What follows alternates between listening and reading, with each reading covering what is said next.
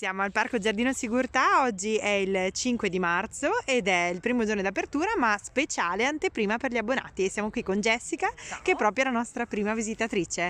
Ciao a tutti. È il primo anno che fai l'abbonamento con noi? No, lo faccio ogni anno, quindi da 5-6 anni immancabile, ogni anno l'abbonamento. Sei in tenuta sportiva, quindi vieni a farti una... Sì, la mia passeggiata quotidiana, un'oretta.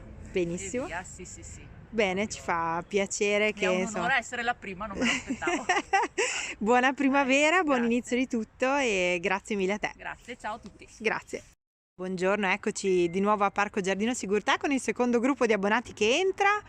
Aspettavate questa apertura? Certo.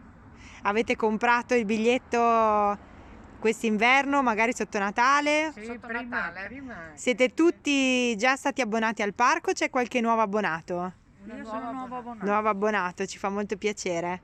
Bene, vi diamo il benvenuto e godetevi questo inizio di primavera. Grazie. Grazie mille. Grazie.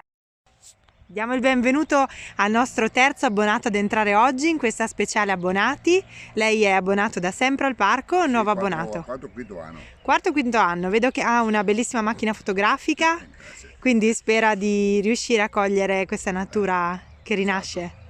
Sì, ho già fatto dei filmatini anche con le foto che ho fatto e tengo per me, insomma. Quindi oggi si scatena con queste prime ore della mattina. Prima cominciamo a fare e poi tornerò altre volte, farò un altro filmato. Speriamo ci siano i cosplay, speriamo ci siano le altre manifestazioni, viaggi dell'Ottocento. Un abbonato informatissimo. Le diamo il benvenuto in questo primo giorno e si goda la primavera. Grazie. Arrivederci. Grazie.